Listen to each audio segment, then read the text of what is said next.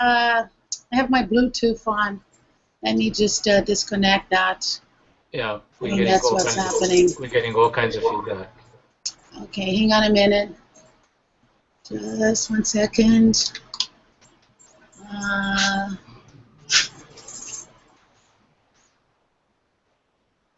Okay, is it better now? Yeah. Is it better now? Much. Yeah, I don't hear the feedback. Yeah, but now I can't hear you. Now I can't hear you. Okay, so. Hang on. Technology. That's funny. What's wrong here? I can hear Susie. So. Why can't I hear I can hear her, but she can't hear us. Oh, I see. All right. Okay, so she's got to change her. her. Can you hear me? Can you hear me? Yes. Yes, we can hear you. Check your. Hello? Hello? Check your drivers. Okay. I'm going to tell her to call me.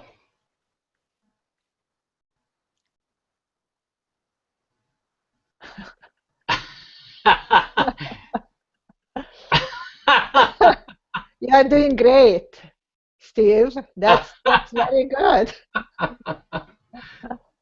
Is she calling? Call me so I can tell you what to do, which I love to do. Yeah, we have 2 more minutes. All the time in the world. Oh my God. So there will be the 3 of us, or somebody else joining. Hendricks was born. That would be Washington, the state of Washington. Welcome to the show. Thank you. Thank you. It's great to be here.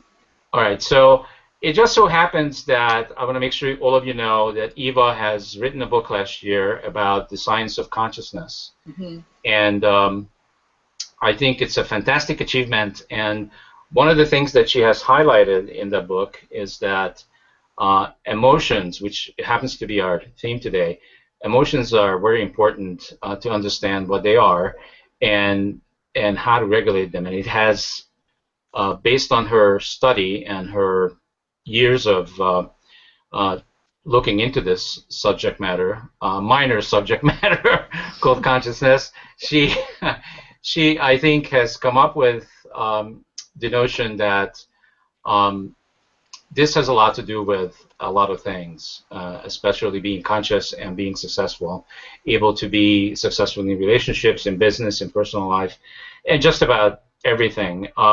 So let's begin with have Eva have us kind of understand from her point of view what are emotions. What did you come up with in your study?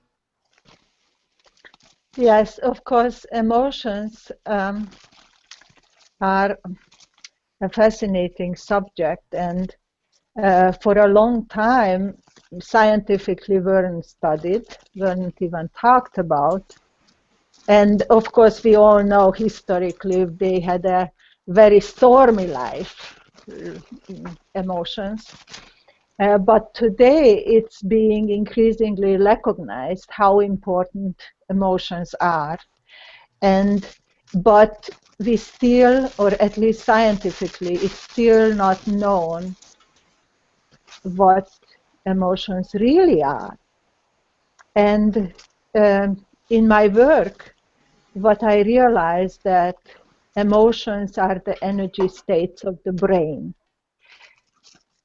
that guide our thoughts and behavior, which is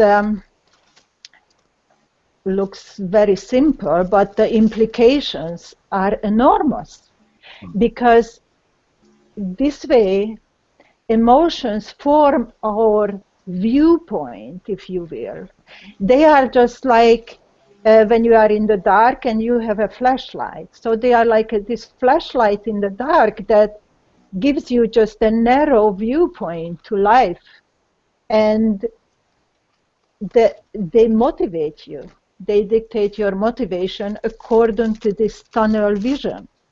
Of course, different emotions provide a different viewpoint, and what I realized that positive emotions give us this incredible connectedness. that we can recognize more of life. So if you will, they eliminate this tunnel vision, and we can grasp wholeness, the wholesomeness, and the connectedness with others. It's not by accident that those who are happy want to embrace others. They are generous. They feel connected to others. And in contrast, those who are unhappy, they feel separated. They feel closed into their own world. They feel oppressed, maybe tortured, and that dictates their behavior that is sometimes very unfortunate consequences. So if you do understand behavior or emotions, then we are, that's like turning on color television when there was nothing before. So it is, it would change our perception of reality. It would change the way we can achieve success, and all the things that lead there, of course, creativity, happiness, and all these things. So I am really looking forward to this conversation and this idea of emotion. Okay, good. All right, so why don't we come up with, maybe each of us could come up with like an example of an emotion, and see what we do with that. So anybody wants to go first? Like an emotion that maybe you felt today, and what did you do with it? I think for me, I've been going through, much, Steve, as you talk about, as you're transcending the consensus view of reality, we're separating ourselves out from what we thought was real.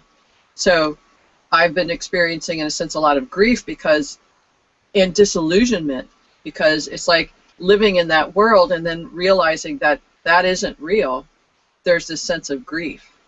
So grief has been, a lot of aspects of grief, but the sadness has been quite intense lately.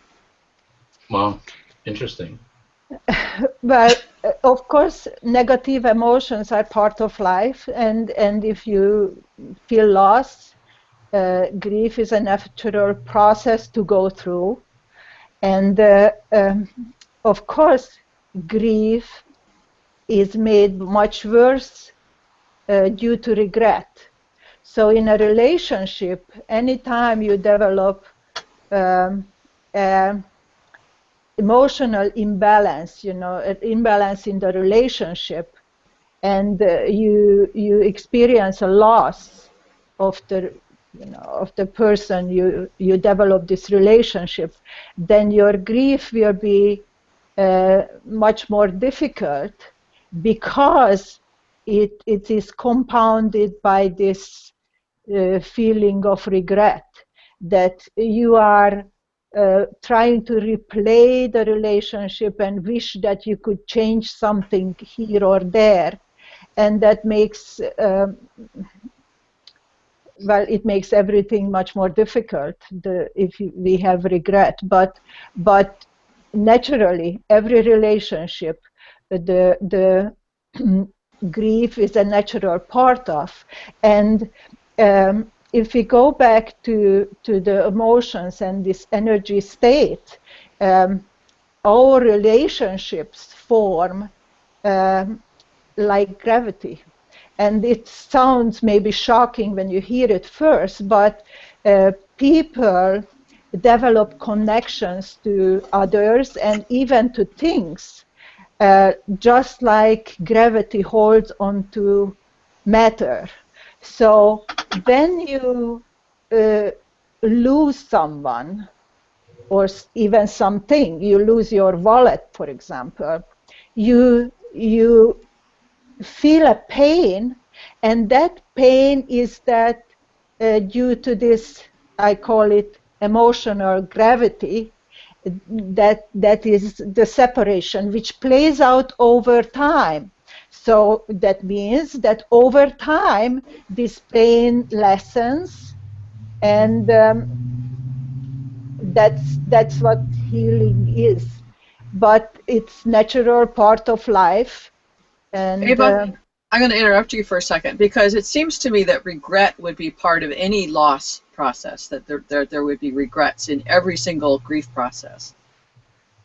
Is that true?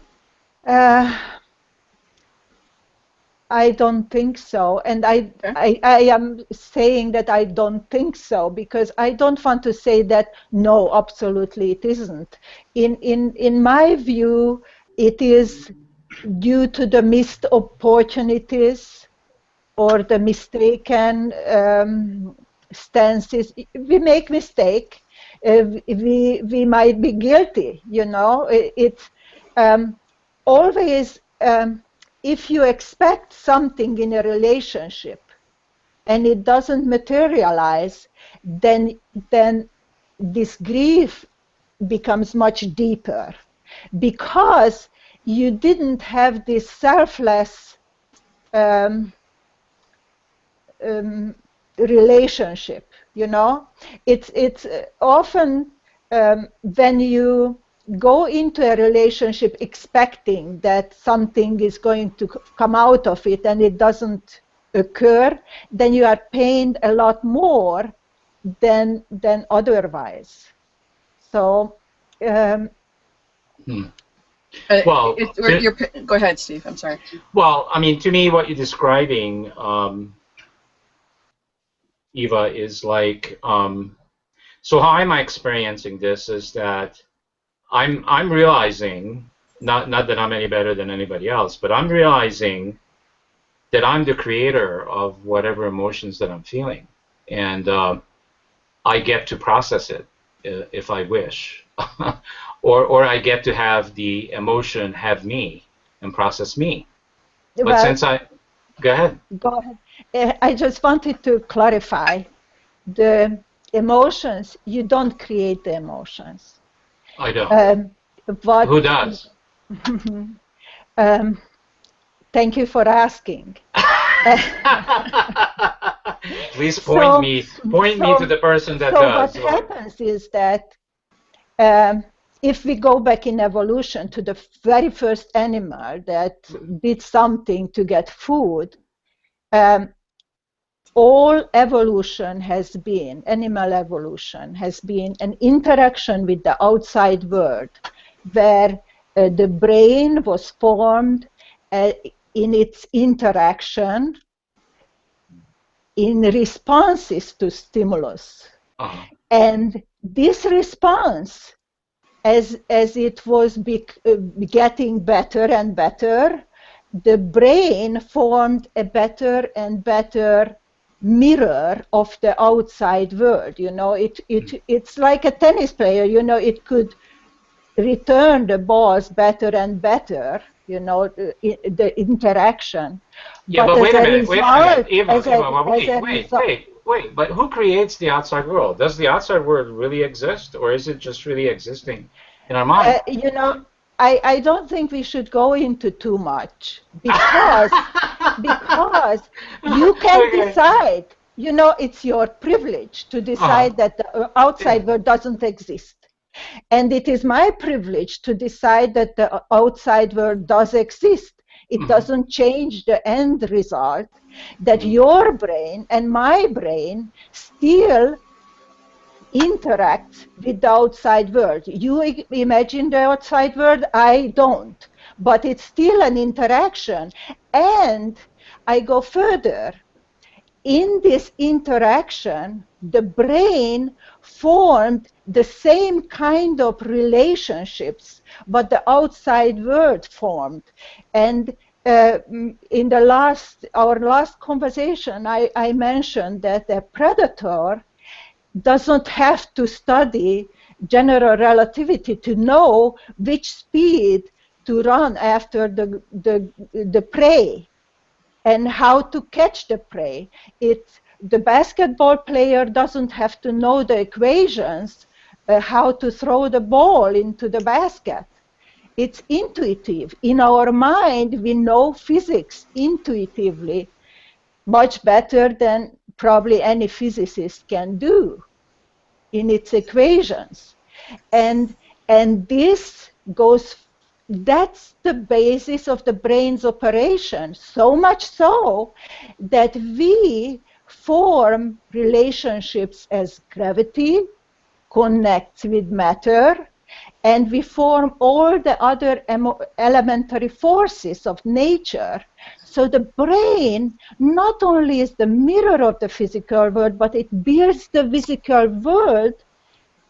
And Wait, I gotta stop. All right, so if somebody told me when I was a little baby that this microphone is not a microphone, it's bread, guess what would I call this microphone? I would call it bread.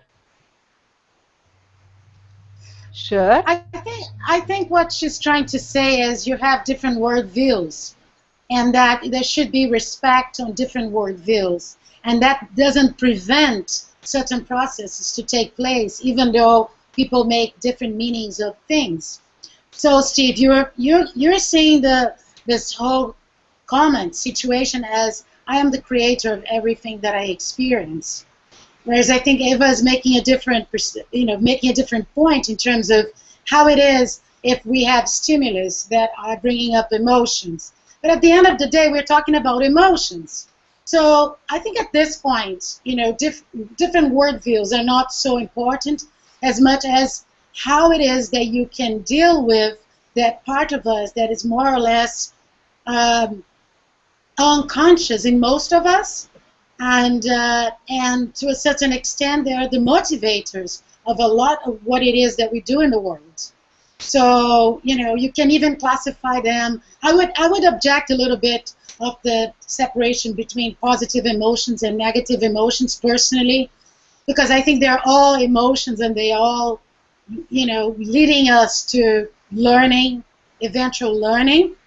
However, we would say that most people react to emotions from an unconscious space. And perhaps we could agree on that point.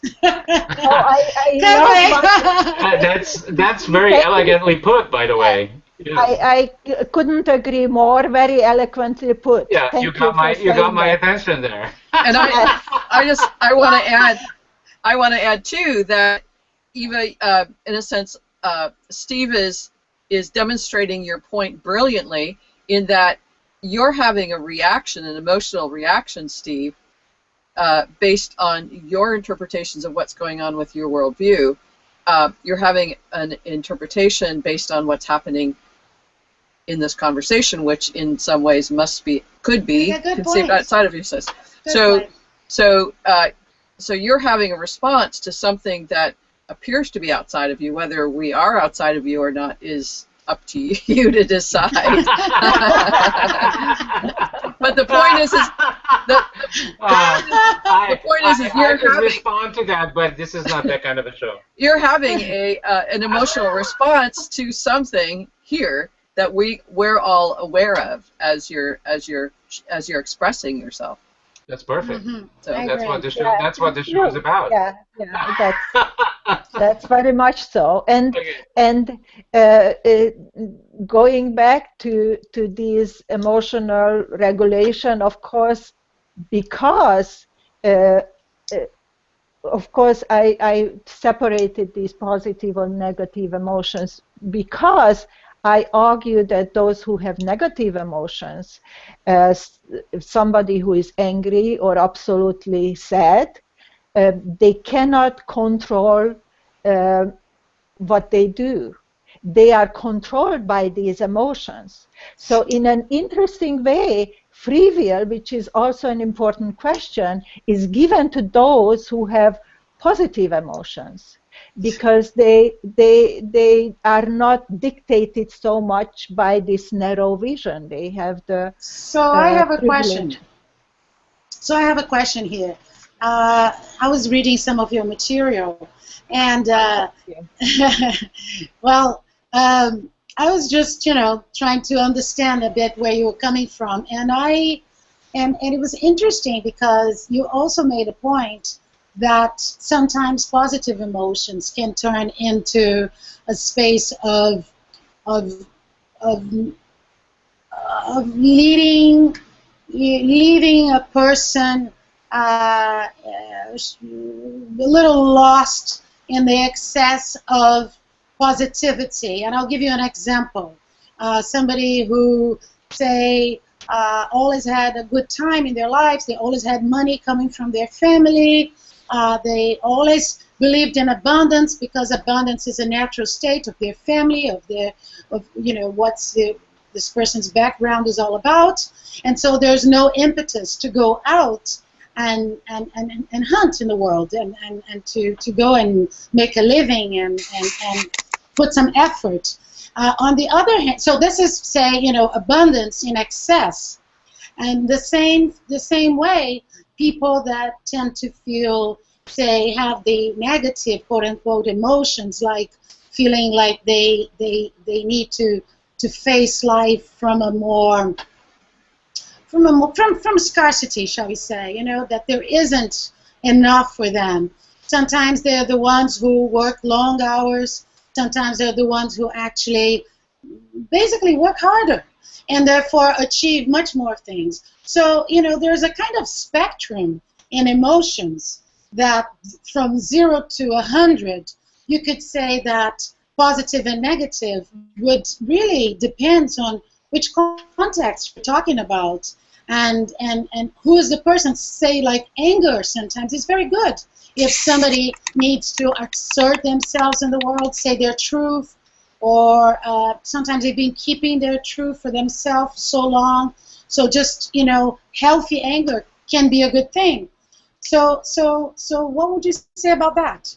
Do you agree with what I said? Thank you very much, and I think you understand it perfectly. I couldn't have said it better. Oh, congratulations. and precisely what you said is just to the point, and I cannot even add anything. It just perfectly said. Wonderful. And so in this, I have something to add when you're ready. I think this one was for me. yeah, well done.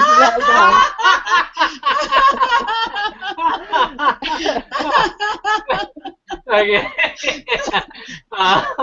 You ready for me to serve it? You ready for me to serve it? I am having a lovely positive emotion right now. Okay. So, all right. So my experience these days is that I am practicing allowing, and why I'm practicing allowing, because I'm interested in getting above the trap of this positivity and negativity emotions, I guess you could say, or thinking or feeling, whatever we want to call it. My way of getting above it or getting free from it is to allow for whatever experience that I'm having, including this one right now, so that I'm not reacting to this like there's something wrong. There's nothing wrong. You actually, Susie said some incredible things, sharing your view, and it's perfectly fine, and I respect it, 100%. But that doesn't change. You got my attention a number of times because what you said made perfect sense. And it's like, okay, I got that. It's noted. However, I just have to come back to what I'm experiencing right now, because that's all. I can't go by what Eva experiences or what Dr. Rosie or what you, Susie, experiencing, because I can't. I'm not in your head. I'm not in your mind. I can be. But so who asked you to do that? No, nobody. Nobody. I'm just describing that where I'm coming from is that I'm actually experimenting with this right now personally, that and I'm having a lot less reactions to life than I've ever had before by practicing just allowing the experiences.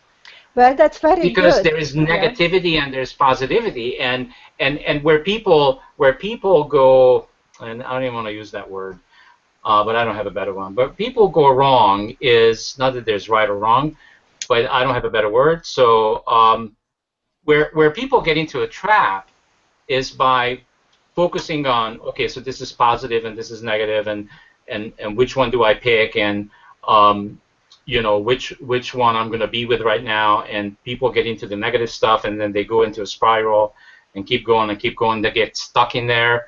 How do I know? Because I've done it. If I can interject here,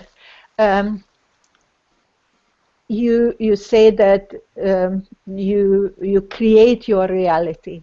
Mm-hmm. Emotions are energy states. This is enormous thought, because energy, I mean, this is just like an electron or material. You cannot change it. So when somebody is trying to choose or you know, cherry pick emotions, it doesn't work. But I'm not talking about. And I commend what you are doing, because that's the perfect thing. I'm not talking about choosing. I'm talking about allowing them. And that's the perfect thing, and that's why you are so successful. But those, when you said that they go into spiral because they just think that, well, I have to have positive emotions, and now I have negative, what do I do? And they get into a spiral, because we cannot do that. However, there are methods that does turn negative emotions into positive ones. It's not easy. It takes time. It takes practice, but it can happen. And that's where I feel that's where the secret of success lies. And oftentimes it is found that people who are very successful, extremely successful, had struggles in their past. And this is not accidental, because if you go through those struggles, then you can come out into the light and you become much more from it. Those struggles will elevate you if you are willing to work through them. What's the technique that you're talking about, Eva? Well, there are several techniques, and I think probably it should be a personal thing, what works best. And of course, meditation, prayer, these are the ancient techniques, and they do work because they create this sense of moment, peaceful moment that allows the future to unfold, from which the future can unfold. In the scientific world, especially, there is the goal, the fixation on a goal, which inspires somebody to move forward, and then they do not dwell on the negative emotions. So the negative emotions are there, but they kind of don't have time for it, because they're in their mind, they are already in the future. And in the Christian religion, of course, there is acceptance that whatever happened, it happened, and I accept it. And this is a painful process, but yes, it kind of allows a closure to the past. With that acceptance is surrender, correct? It's surrender, yes, correct. Yeah. And I have a fourth method, which is love. And I think this is the most powerful of all. If you find a person, an idea, a God, you know, something that is larger than yourself, that you can love unconditionally, that allows people who love see things through a rose-colored glass. When in studies, people look at the face of their loved one, they tolerate pain far better than others. So this is, you know, practically applicable, but it is also true in the longer term. So it's not just, you know, just cold water that you can tolerate in your finger, but you can tolerate the misery of your workplace, or your, you know, Yes. that you are penniless or whatever. Yes. And I think Viktor Frankl's work in terms of meaning while in the concentration camp is a good example of that as well. Mm-hmm. Yes, exactly. And it is not accidental that it's so interesting you brought up the concentration camp, that people who had connections to others, who could maybe generous with another person even though they themselves didn't have anything, somehow created this micro world there that could survive. It's not that they had more food to eat, they just had this inspiration and drive for the future, and they didn't give up no matter. So thank you for saying that. It's so true, and love is the greatest force and the greatest emotion, and it is extremely powerful. I don't think we realize it. If we allow ourselves to love, it is transforming. It transforms the person, and it probably transforms the world. And Steve, you were talking about that we choose our reality. If we change how we feel, the reality will change. It's funny, but well, I so didn't you are exactly. right. I didn't exactly You are mean we right. choose it. I meant that we create it. We create it by changing how we correct. feel. And So, yes, please. so I have a question, which I thought it was a very interesting concept, which I'm familiar with, but I would like to hear it from your perspective.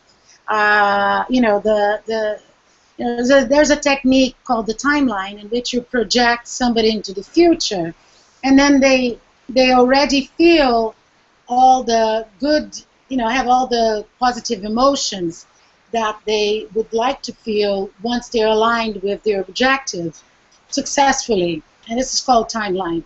And then I was quite, you know, I was struck by what you said about when is it that you're setting goals, and you kind of related setting goals with even religious practices.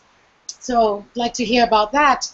Then the emotions almost automatically change because you are a little bit already in the future, and then your consciousness is not so directed to the present where problems exist. So I thought it was an interesting point. And not only that, I would like to know, how do you see, because sometimes you kind of talk about the brain, but I don't see what's the difference that you're making here about the brain, the emotions, and how this process can take place. So I guess my question has three dimensions. One is talking about the time factor, talking about emotions, but what is behind the emotions? Is that the observer mind? Is that the brain? So can you talk about that? Yes, thank you for the question. Fascinating questions, by the way. Thank you. And so let's start with the first one. Of course, what I could liken this situation is to a boat. If you, or maybe even a bicycle. If you have a boat and you rock the boat side to side, the boat will not move forward. You know, it will rock side to side. And that's the way it is. Those people who experience negative emotions, they rock side to side. And you will notice that people who have negative emotions, change their viewpoint constantly.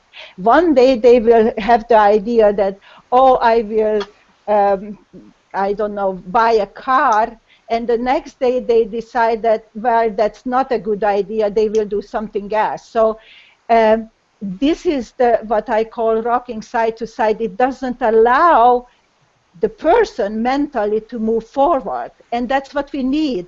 We mentally need to move forward to be successful, meaning we need to change constantly. And so when we partially are already in the future through goals, then naturally we cannot be influenced one way or the other, so this rocking disappears. And with meditation or prayer, we reduce these back and forth motions so we can then move forward. So it's, the technique is almost opposite to each other, but it achieves the same kind of result. And I don't know if this answer satisfies you. Well, I was just wondering who sets the goals. Of course, you set the goal, and I think if people feel insecure, then small goals are appropriate. You know, something that you can achieve in a couple of days. But ideally, a goal, you know, you should increase your goals. If you achieve them, try to set a bigger goal, and because the bigger the goal, the more inspiring it becomes. A positive goal is the most inspiring, that will dictate you wonderful actions and wonderful responses to the outside world, you know, in your interactions. The problem is that, yeah, so we have an automatic mind in our life. Our responses generally occur in fraction of the second, and those responses are dictated by our automatic mind. We can decide that, oh, I am a great person and I will do great things. That's not enough, because your automatic mind registers that you feel insecure, and you know, you feel angry or you feel small, and will respond accordingly. It will reflect that reality, not the reality that you want to experience, not your wishes. So if you want to change that automatic mind, it takes a long time. You have to work at it, and of course it's an individual thing. Maybe it will take months, maybe it will take weeks, not days for sure. And what I appreciate about what you're saying too, Eva, is that when we look at our I have this model that I developed called the domains of awareness, which distinguishes our domain of circumstances from our domain of humanness, versus, and which is distinguished from our domain of oneness. And then there's another domain too. But the point is that when we think about problems or how it's going to be, we're in the domain of circumstances. And so we think in terms of cause and effect, and what affects what, the problems, and all of that. In the domain of humanness, which is a state of being, much like what you're saying, Eva, what you're saying, is our humanness is the state of being, which includes all of this emotional states, these energetic vibrational states of being. And we don't, like you said, it happens so quickly, we don't distinguish what is that emotional state of being that's affecting how we do what we do. And yet it's how we are being influences how we do what we do and how we be in the world. So as we distinguish, I'm being frustrated and disappointed in not having enough time to say what I want to say, then when I say something, it's going to be, you know, maybe with a push or a force, as opposed to saying, okay, I feel this way and I can choose. Precisely. So that's very well said. Thank you. Precisely. It's so hard for people to shift from thinking linear, logical, cause and effect. If I do this, this will cause this problem. If I do this, this will cause this problem. But it's like, so let's talk about what's happening here. My fears versus my inspiration. My fears versus my creative endeavors, or my desire to connect and engage and extend. My fears versus my desire to become more connected to the universal source. So it's that's where we have the frustration. That's where we have the stuckness. So I appreciate that's what. Yeah, I need some clarification. I need some clarification here. Okay, so when we're talking about the automatic mind, and when we're talking about all these responses to emotions, are we talking about?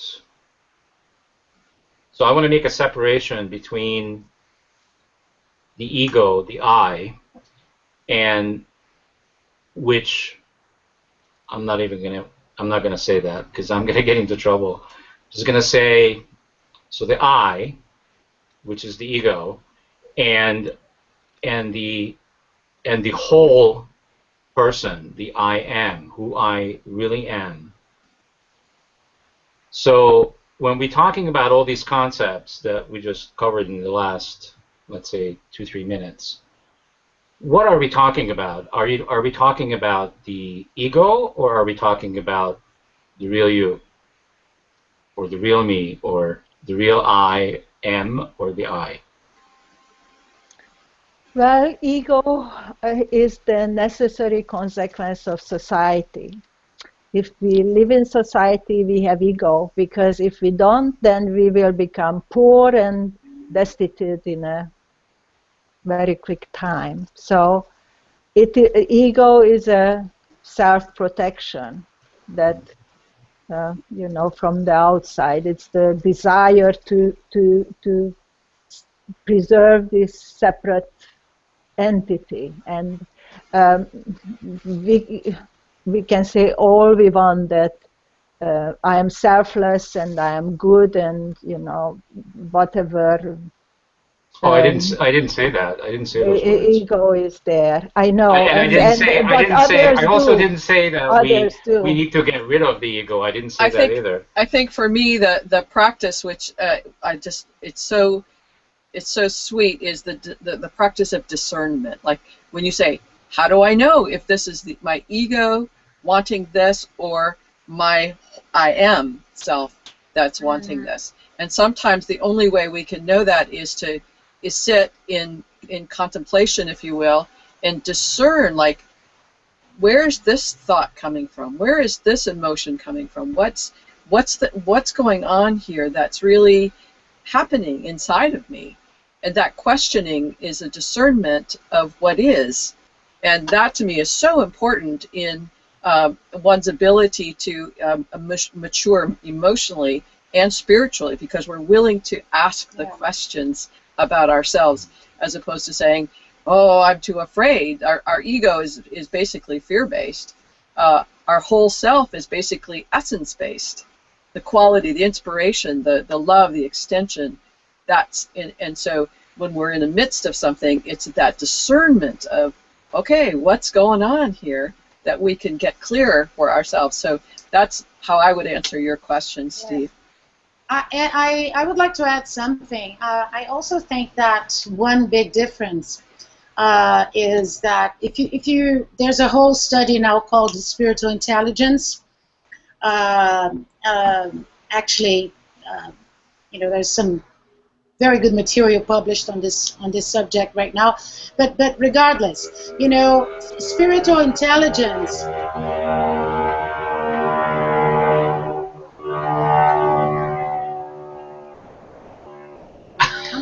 Are you hearing that? Yes. Well, yes. I just did that for fun. Did you really? No, that's somebody on a bike. Oh my God, big bike. Yeah. So what I was going to say is spiritual intelligence kind of makes creates a spectrum between ego and higher self. And basically, the way that it identifies the ego is the quality of the choices the ego is able to make. So, say for instance, an ego-based consciousness would be about what it is that I can get for myself, for my personal benefit, because I want to affirm myself in the world, because of my personal needs. So it's pretty much, personality, individuality based. Whereas, on the further levels of our development, our higher self would question things like, well, I would aim to shoot for things that are collectively positive, that would bring a sense of growth and nourishment and learning, not only to myself but to my community, to my coworkers, to my working place.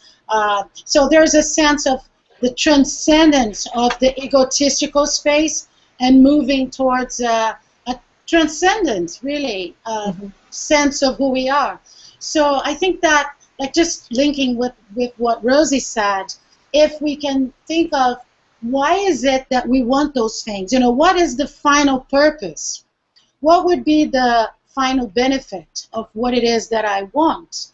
And then if it includes more and more elements than just ourselves, then I would say that it's not an ego-based desire, and it's more an expression of our higher self.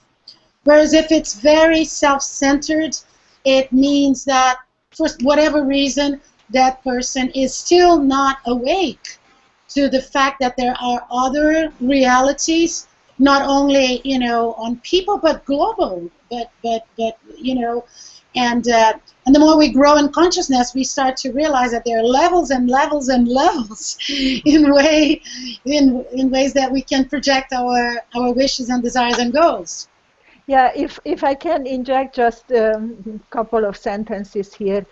If you have a positive and inspiring goal and you work toward it, then this kind of separation between the ego and the I am, or however we look at it, disappears, because it becomes one. You are inspired by that goal, and if you work toward that goal, your automatic mind will dictate your choices that will make that big goal a reality. Not only for you, for everybody. And that's, I think, if we can get there, then this separation really disappears, because your ego will always make sure that, oh gee, I have to eat, I have to have money, it just, that is something that is necessary and it's good. Success and money and wellness is in the interest of everybody. It is not against anybody else. But I'm sorry to interrupt, but in this scale, it all transcends and includes every level. So as a matter of fact, it's not about saying that the ego is bad. I totally agree with you. It's pretty necessary to think about what it is that how it is that you're gonna eat tomorrow. But on the other level, on the other hand, it's also true that you can keep this and use your time to think of other things as well, and not be stuck in the survival consciousness. Does that make sense? Would you agree? But that's why we have goals. If you have goals, yes, I perfectly agree. But if you narrow this difference, this difference that you here we are talking about, it can disappear completely, and it becomes so.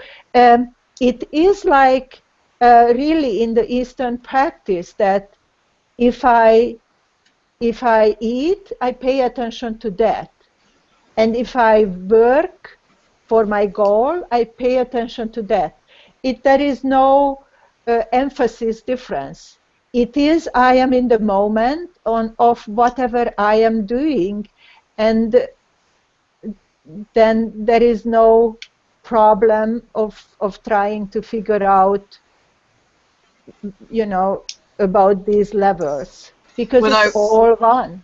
When I was working in Nova Scotia in recovery, and there was a part of our department, one department that was working with children, adolescents, and they found, and I think this is true for all people in recovery, that there was a lack of goals, a lack of a sense of focus. And so in a sense that ego, I'm just sort of saying, I think what you're saying, Eva, is that ego self, in terms of self-preservation, has to do what it does and utilize substances or behaviors to maintain that sense of self. But when there is that goal, something greater than themselves, then that's when they begin to grow this other part, Eva, that you're saying, that it starts to cultivate and develop the spiritual intelligence. It starts to develop faith and trust and something, a surrendering and allowing and an openness to something greater. And so in that place, that's where I'm hearing that sense of that now we're working together for the greater good of both of us. And so that's what I'm hearing you say. And exactly those adolescents that you worked with, they cannot possibly have a big goal because they don't have the energy for that to be able to focus for that. But if they just start with something for the tomorrow, literally, then that is something that can be managed for them. The slogan, one day at a time. Yes, yes. If I can make it through today. Yes, and then increase that not one day at a time, but 1 week at a time, maybe. Yes, yes. And so it is like two things, and it's so nice because this meditation work on one area, and the goal is on another dimension. You see, so it's really wonderful because maybe those teenagers cannot have a goal, but if they do meditate, then maybe they can reduce this neediness for the day to use drugs or whatever, or to lash out against others, and they can get to the tomorrow, and maybe then they can have a goal, no matter how small, so that so it's never one-dimensional. Our solutions are never one-dimensional, and thank you for bringing that up.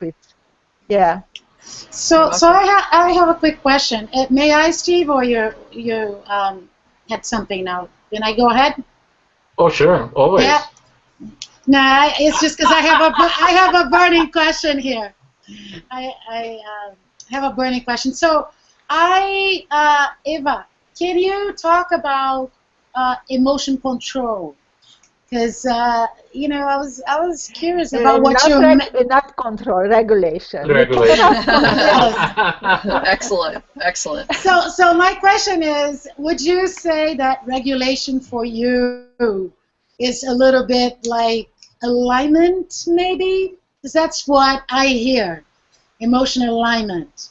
But I wonder if that's what you mean, or if it is that, or you see it differently. Because alignment for me feels like flow, natural flow, organic organization, priority setting.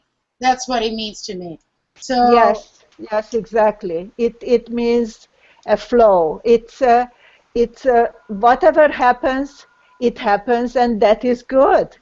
That's what I mean. Yes. And can you actually say why is it important? Because we haven't touched this part yet. Now at the beginning, and I didn't have a chance to answer about the brain and the mind and this connection. Are you referring to that or something else? Well, it's just because for me, the theme of our interview is not completely covered. So the idea of emotions in the context of needing to be aligned. You know, we talked about emotions, but we haven't talked about emotions in the context of alignment. So that's I was curious to hear how do you see that, and why is it important? And you just addressed the $1 million question, really, the essence of this problem. Because, of course, since we cannot control our emotions control us. And how do we get to, when we have, you know, I want to kill that person, how to get from there to love that person? This is the hardest thing and the most difficult struggle, I would say. But if you can get there, you know what, and I think there are individual differences what works for you, and for some people maybe meditation works, and for some others something else works. But really the best thing is to replace these negative intentions and grudges or regrets with something positive. And so many people have found so many wonderful solutions, you know, that you write a letter of apologies often, or meditation, what I already mentioned, or forgiveness, perhaps, or forgiveness, that practice, or just reading the word of the wise, because in quotes, in great philosophers or thinkers, there are fantastic seeds of wisdom that if you identify with, then, and you have to find the right reading, and you can learn it by heart until you believe in the truth of what that wise person said more than what your perceived reality has been up to that point.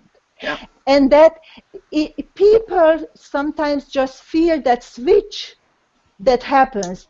It's in a moment.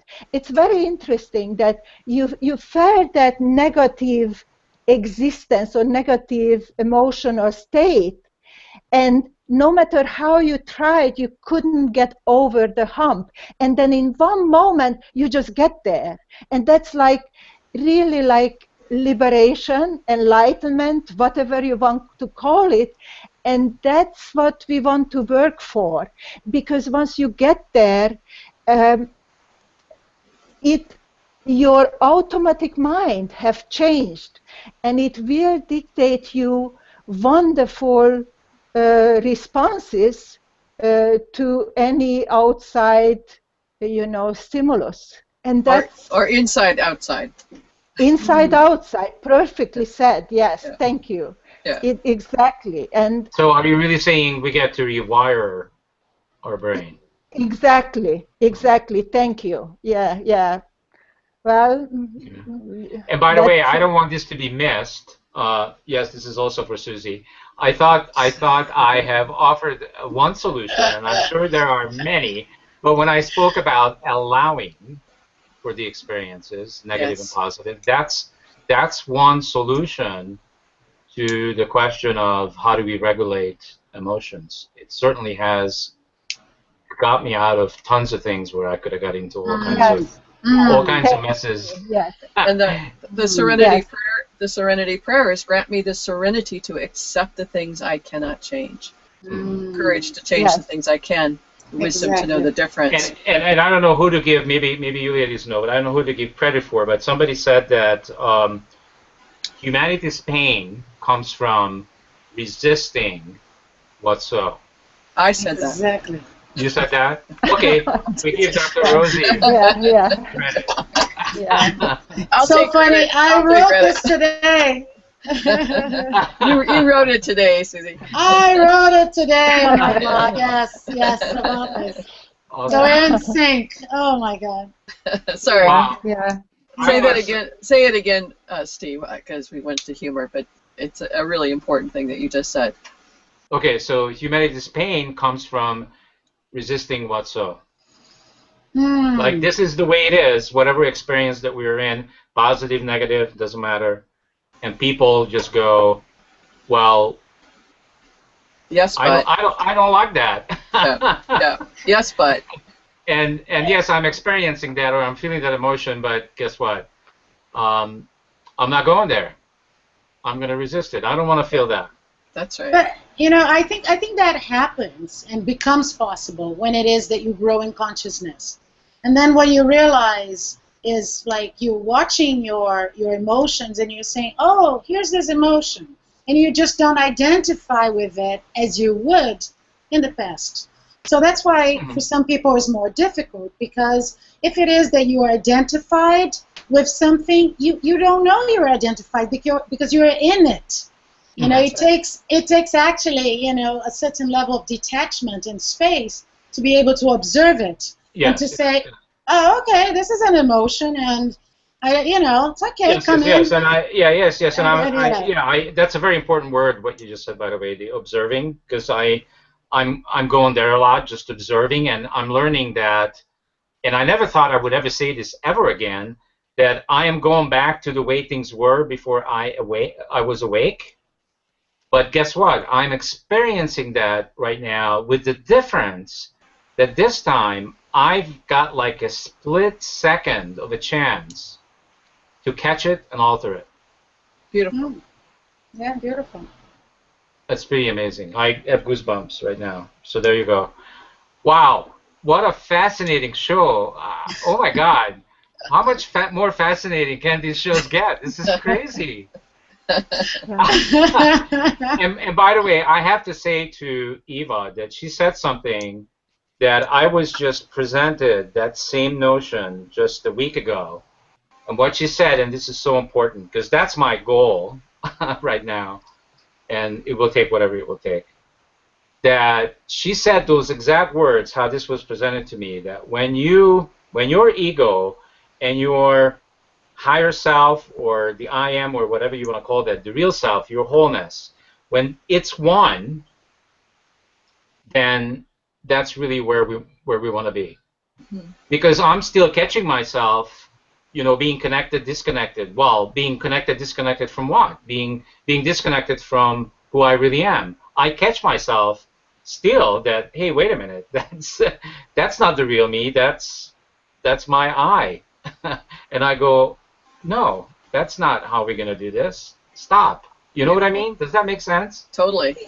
It does, but I would say, you know what, Steve? So when I don't have to do that, when it's just natural, that's gotta be beautiful. It's the integration of the higher self. It's just the integration, and like you say, it's the oneness, the oneness of you, without the judgment or saying you shouldn't be like that. Yeah. It's like exactly. whatever. It's like whatever, whatever. Yeah, exactly. I'm not there because I'm still doing it. Yeah, exactly. So are we all. Lovingly accepting where we are, exactly where we are, doing what working on it. Exactly. There you go. And being love, right, Eva? Yes. And just being love. Yes. Exactly. Wow. Exactly. All right. Well, this was fantastic, Eva Deli. I applaud you for the work that you've been doing. I'm sure it has taken years and years of work to create that book. Thank you so much for bringing all this information and knowledge and wisdom to Conscious Evolution Media.